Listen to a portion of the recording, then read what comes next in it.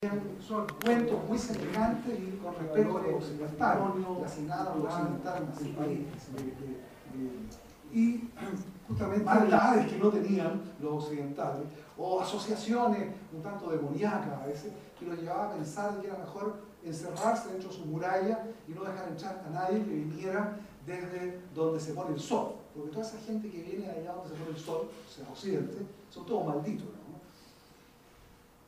Esta sensación de exotismo, de lejanía, como digo, alimentó una serie de imaginación para ambos lados. Y otra vez se me quedó en la casa, discúlpenme, pero no importa. Por último se los puedo mandar a través de la Anita para mí, fue mi alumna, ella se los puede hacer llegar, pero construí una lista que tiene como 400 nombres. Con paciencia fui sacando de diccionarios, de todas partes. Los viajeros que han, por lo menos los más conocidos, que han ido a lo largo de la historia entre Occidente y la India. Con China la lista es más larga todavía, o es más o menos la misma, o sea, entre uno y otro superan los 1000 nombres. Bueno, algunos son bastante conocidos, pero los hay desde muy atrás. Los viajeros se hacen más frecuentes en los últimos siglos.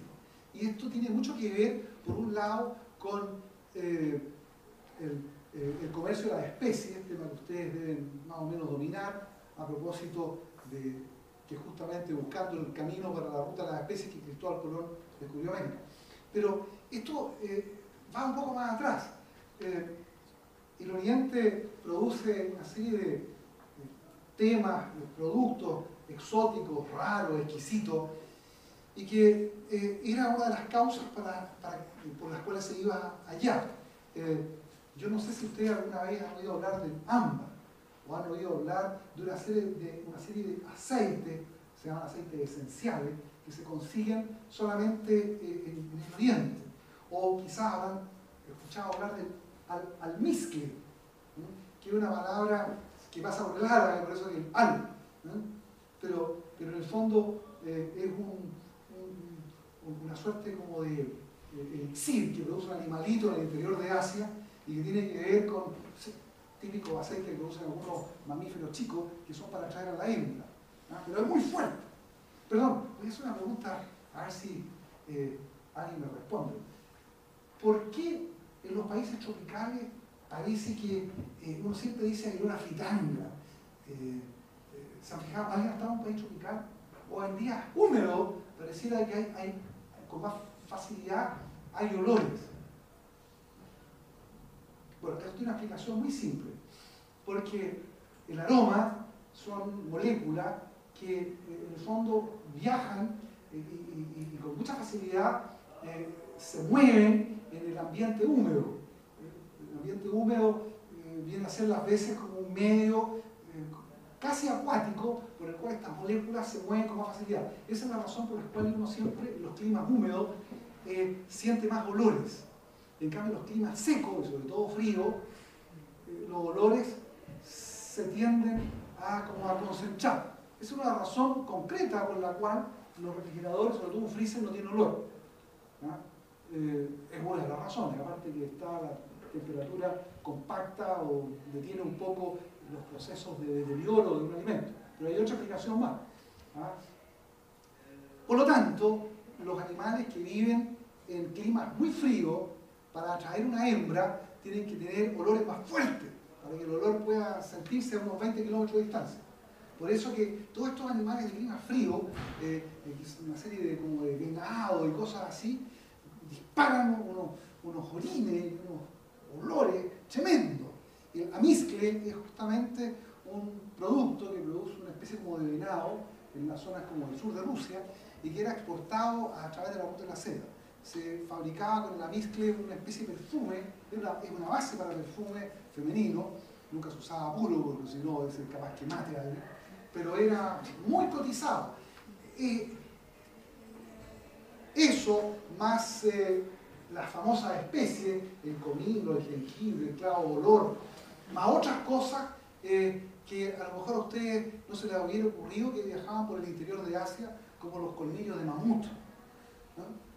cierto tiempo, en el interior de Asia, aparecen mamuts, aparecen congelados, se rompen, témpanos, José del diario, todavía aparecen.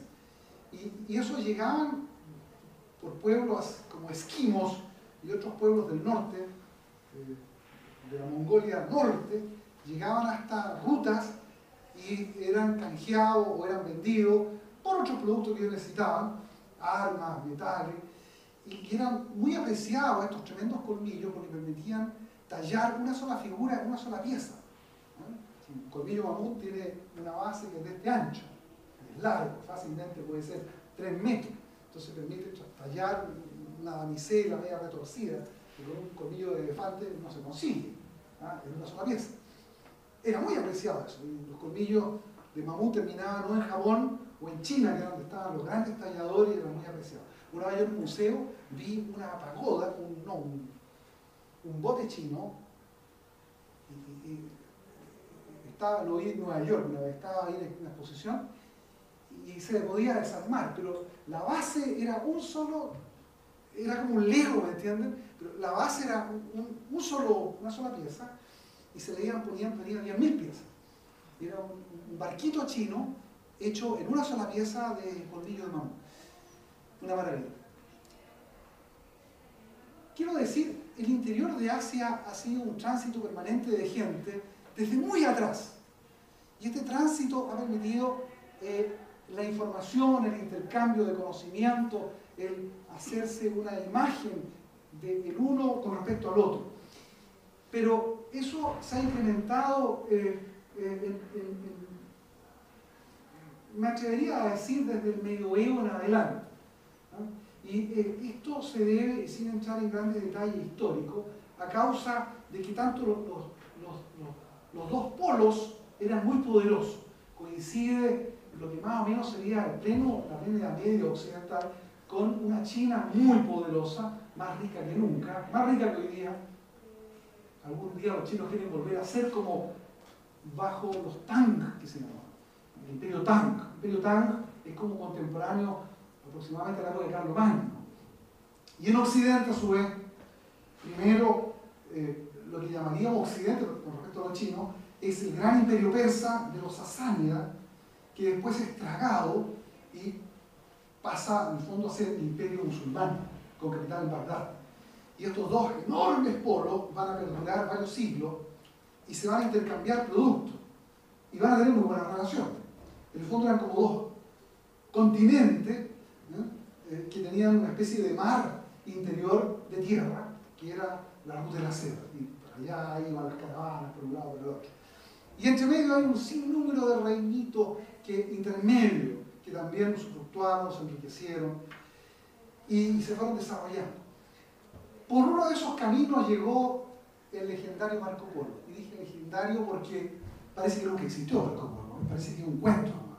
Pero como sea, lo que está en el libro, escrito por alguien que se hizo llamar Marco Polo y que parece que le plagió el viaje a otro, eso averiguenlo ustedes, es cierto. Lo que dice el libro es cierto.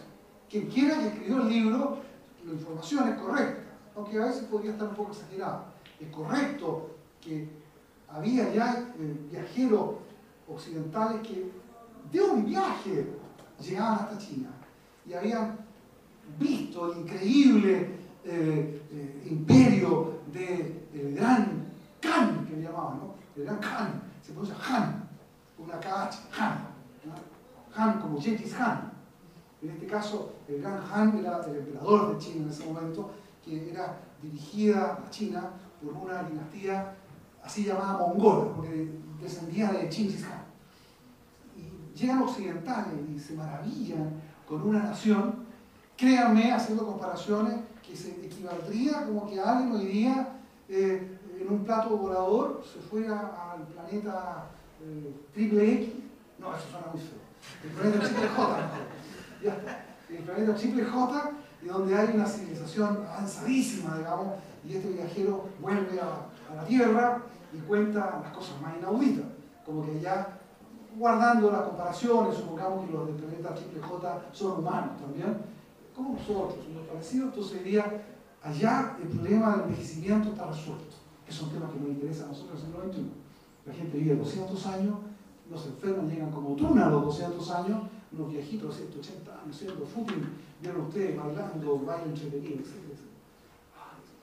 Nos sorprendería, ¿verdad? Bueno, esa era más o menos la equivalencia del mundo chino del siglo XIII comparado con una Europa donde la gente todavía se...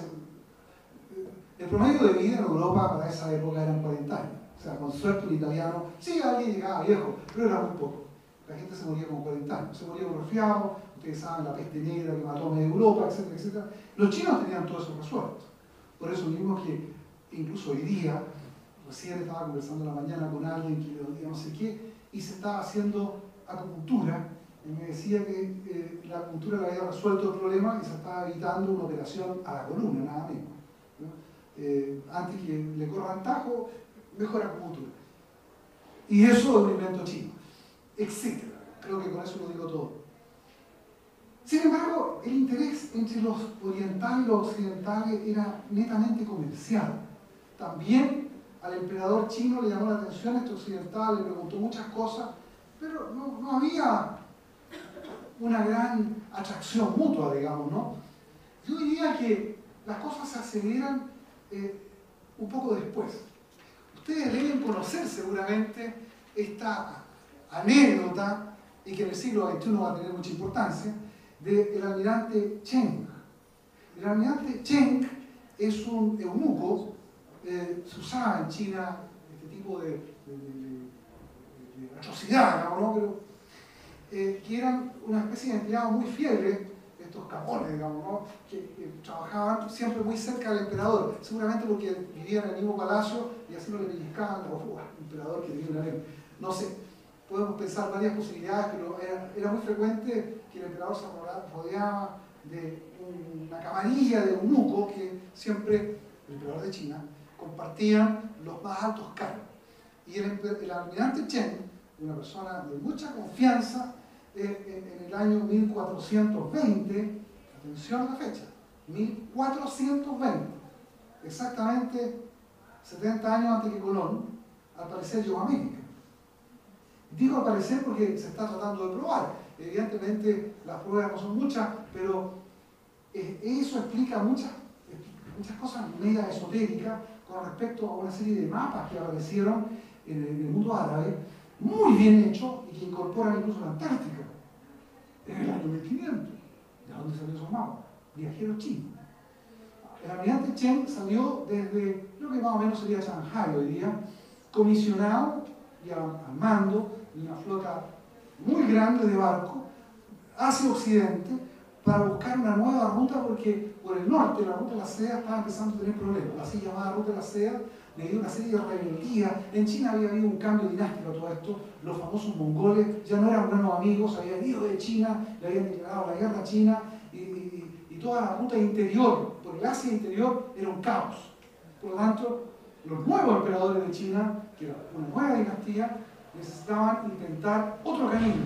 Y ese otro camino era por el sur, por el mar. Y para eso entonces el almirante Chen sale a explorar con una, aparentemente dice, un poco una leyenda, pero la leyenda está muy basada en hechos reales, con un centenar de barcos, muy bien apertrechados, equipados, con barcos enormes. Les aseguro que estos barcos chinos, una carabela es del tamaño más o menos de un bote de salvamento de estos barcos. Pero las carabelas eran chiquititas. Los chinos hacían unos barcos gigantescos, que tenían arriba fácil 800 marinos, pero gigantescos. ¿Ah? Y evidentemente se dio la vuelta por el sur, pasó por los estrechos de la zona de Indonesia, Malasia, que eso los chinos lo conocían, cruzó el mar Arábico, que ahí está lo interesante, pasó por el sur de la India, el mar Arábico, y llegó a Sudáfrica, exactamente el gran periplo que después hicieron los portugueses, como si pudieran... Eso ya lo habían hecho los chinos, 80 años antes. Giraron hacia el norte en este caso, y habían llegado hasta las Islas Baleares, habían llegado casi hasta las puertas de Portugal, y ahí se habían abierto, dice la leyenda, y hay pruebas como a pensar que podría ser en parte cierto, en 3 grupos.